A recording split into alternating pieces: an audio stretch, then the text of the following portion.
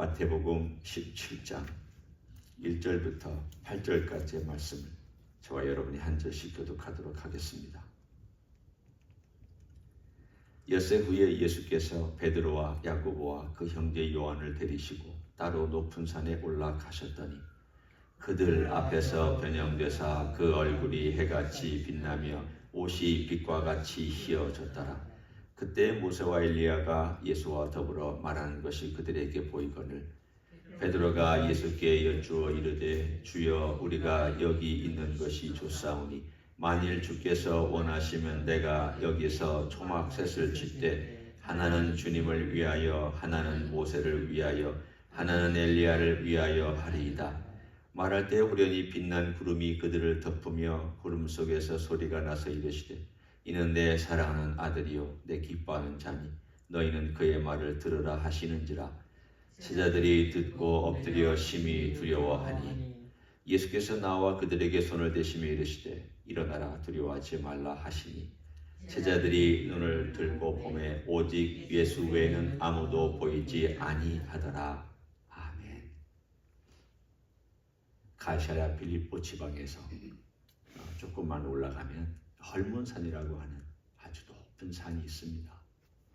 이 산은 늘 꼭대기에 만년설이 있을 정도로 굉장히 높은 산인데 주님께서 우리가 다른 곳은 우리가 추측하기 어렵지만 아마도 여기서 변형되셨을 것이라고 그렇게 얘기할 수 있습니다. 이 사건은 베드로, 요한, 야고보 세 사람에게 지대한 영향을 끼쳤던 사건입니다. 예수님 돌아가시기 얼마 전이죠. 그리고 이 사건은 예수님께서 맨 마지막에 보면 9절에 이 이야기를 가서 하지 마라. 다른 제자들에게도 하지 마라. 그러니까 예수님이 죽으시고 부활하신 다음에야 이 세 명의 제자가 다른 제자들과 또 그 주변에 있는 사람들에게 다시 과거로 거슬러 올라가서 우리가 그때 이미 예수님이 어떤 분인지의 그 실체를 보았다라고 그렇게 얘기를 하게 되었던 사건입니다. 주님께서는 왜 이 사건을 말씀하지 말라고 얘기했을까? 여러 가지 우리가 해석할 수 있습니다만 그것은 오늘 본문에 나와 있는 두 사람이 나타나서 세 분이 대화하는 것과 또 그 둘이 사라지고 구름이 덮인 다음 하늘에서 음성이 나서 말씀하신 것과 이 모든 그 전에 있었던 사건 그리고 후에 있었던 사건 모든 맥락 속에서 가장 핵심되는 내용이 있기 때문입니다. 일단 이 사건을 보면 모세와 엘리야가 나타납니다. 모세는 율법을 준 사람이기 때문에 율법을 대표합니다. 엘리야는 선지자를 대표합니다. 그러니까 보통 주님께서도 산상수훈에서 말씀하시기를 율법과 선지자 이걸 보통 얘기하면 구약 전체를 통틀어 얘기합니다. 유대인에게 있어서 구약은 보통 세 파트로 되어 있지 않습니까? 토라, 나빔, 케투빔. 토라 이것이 이제 율법이고 나빔이 선지서고 케투빔은 보통 성문서 이렇게 얘기하는데 성문서를 보통 얘기하지는 않고 이 두 가지만 얘기해도 다 율 전체를 포함하는. 그래서 이 대표 주자 두 사람이 나왔기 때문에 어떤 사람은 얘기하기를 여기에 구약의 대표 주자 두 사람과 신약의 대표 주자 예수님이 이렇게 있다. 그것은 사실은 좀 예수님을 평가절하한 것입니다. 모세하고 엘리야하고 예수님은 등급이 같지가 않습니다. 모세와 엘리야가 나타난 것은 주님께서 드디어 율법에서 얘기하고 요구하고 있고 선지서에서 말씀하고 있고 예언하고 있고 성문서에서 언급되고 노래하고 있는 그 주인공 이 모든 것을 성취하시는 분, 완성하시는 분, 이루시는 분 이분에 대하여서 대화를 나누기 위해서 나타난 것이지 이들이 예수님하고 동급이기 때문에 구약의 대표고 예수님이 신약의 대표다. 그런 것 때문에 나타난 것은 아닙니다. 그럼 도대체 뭘 얘기했느냐는 것입니다. 이들이 나타나서 뭐가 그렇게 중요하길래, 왜 이 시점에서 그 이야기를 꼭 했어야만 했길래 그들이 있었던 하늘에서부터 보냄을 받아서 하나님 아버지께서 보내셨겠죠.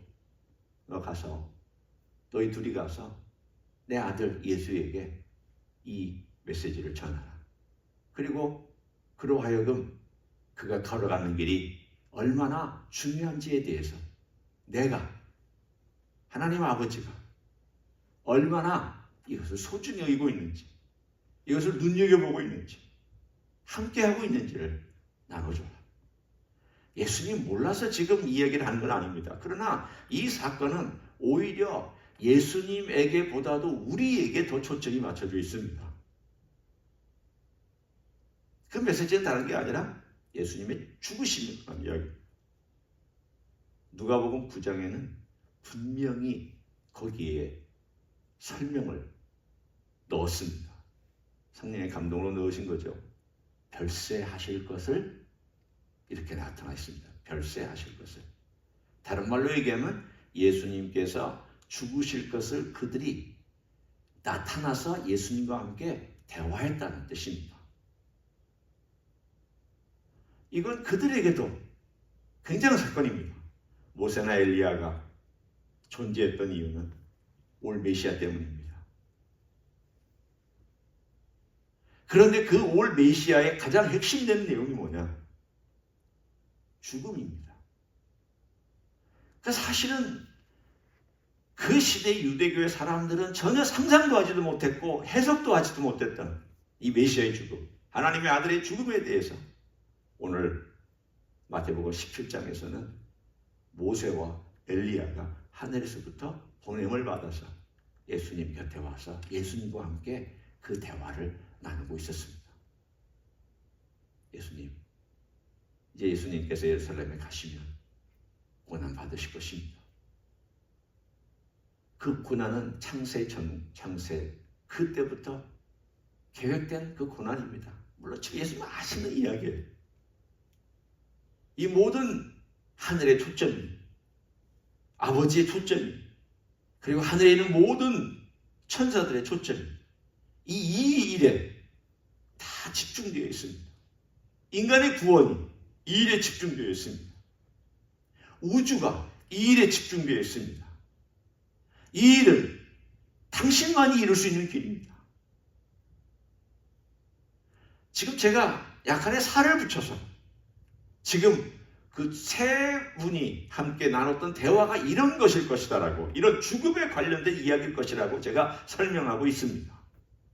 오로지 대화의 모든 이야기는 그분의 죽음과 그 죽음의 신비와 그 죽음이 왜 필요한 것과 그 죽음이 반드시 있어야 될 것과 그 죽음으로 인하여서 나타날 결과들에 대해서 대화를 나누셨을 겁니다. 예수님은 말씀하셨을 겁니다. 나는 그 길을 간다. 내가 그것을 위해서 왔다. 내가 죄 많은 인생들이 이 죄 문제를 해결하지 아니하고는 내 죽음 이것이 없이는 율법의 완성도 없고 선지자의 완성도 없고 성문서의 완성도 없고 아버지의 뜻에 대한 완성도 없고 인간의 구원에 대한 것도 없고 아무것도 이루어지지 않는다 라고 하는 이 대화를 나누고 있었습니다. 그런데 이 대화는 얼마나 진지한 대화였겠습니까? 죽음을 놓고 얘기할 때만큼 진지한 대화는 없습니다. 우리도 그렇잖아요. 죽음을 준비할 때, 내가 유서를 쓸 때 웃으면서 유서 쓰는 사람 없습니다. 아버지 학교를 하건 어머니 학교를 하건 그때 마지막 순간에 유서를 쓰는, 혹은 아들이나 딸에게 남기는 편지를 쓰는, 혹은 자기 배우자에게 남기는 편지를 쓰는 그런 시간이 있습니다. 일종의 유서 같은 그런 내용들을 담게끔 해서 그런 시간을 갖습니다. 그때 목사로서 이렇게 옆에서 거기에 참여한 분들 한 분 한 분을 지켜보고 있으면 사뭇 진지합니다. 죽음 앞에 다 진지합니다. 오늘 예수님의 죽음은 그 정도의 진지함이 아닙니다. 인류의 운명이 걸려 있습니다. 우리가 죄에서 구원받느냐, 인류가 죄에서부터 끝으로 당겨질 수 있느냐, 우리가 이 헤매고 있는, 지금도 사실은 예수 믿는다고 하지만 헤매고 있잖아. 그런 인류를, 예수 믿는 사람이 많이 구원받을 수 있는 이 중차대한 죽음이라는 이야기를 나누고 있는 이 세 사람의 대화의 내용을 베드로는 들었는지 안 들었는지, 관심이 있었는지 없었는지 모르지만 몰랐습니다. 그래서 베드로가 한 행동이 무엇입니까? 제가 초막셋을 짓고 싶습니다. 예수님을 위해서 하나, 모세를 위해서 하나, 엘리야를 위해서 하나. 참 베드로는 발상도 기특하고 귀엽기도 하고, 참 예수님이 볼 때 베드로를 생각할 때 참 이쁘게 보셨을 것 같은 그런 참 발상들을 합니다. 왜 초막입니까? 기왕이면 궁궐을 지어야 되고, 기왕이면 이 세 분이 머물 멋진 곳을 지어야 되잖아요. 그렇지만 여기에는 의미가 있습니다. 이 초막이라고 하는 것은 보통 우리가 6월절 있고 오순절이 있고 장막절 있잖아요. 이 장막절 때 짓는 거고요. 이 장막절 때 초막을 짓는다는 의미는 메시아의 나라를 향한 기대감으로 짓는. 지금도 여기 살고 있는 유대인들이, 여기 조금만 서쪽으로 가면 유대인들이 많이 있죠. 그 유대인들 가운데는 장막절 때 진짜 마당에다가 초막을 짓고 거기다 일주일 동안 사는 사람도 있습니다. 그러니까 이 정도로 이 사람들은 그 메시아의 오심을 이렇게 기다리고, 메시아가 오면은 장차 이런 일이 날 거다. 그러니까 이것은 지금 메시아의 나라에 대한 베드로의 기대감이고, 메시아 나라가 지금 오는 거구나. 메시아 나라가 오면은 이렇게 했으면 좋겠다. 이런 막 기대감을 해서 흥분해가지고 하는 그러한 예수님에게 말씀드리는 내용입니다. 특이한 거 없습니다. 그 당시 유대인이었고, 만약에 이 하나님의 나라를 기다리는 사람이라면 이렇게 할 수 있었습니다. 하나님께 빠진 게 있었습니다. 지금 계속 16장, 17장에 걸쳐서 계속 얘기하고 있는 내용 중에 가장 굵직한 것이 빠져 있습니다. 이게 뭐냐? 찬란한 영광스러운 하나님의 나라가 빨리 왔으면 좋겠다. 단 고난 없이, 단 죽음 없이, 단 아픔 없이, 단 환난 없이 그 좋은 나라가 빨리 이 땅 이 지상 위에 왔으면 좋겠다.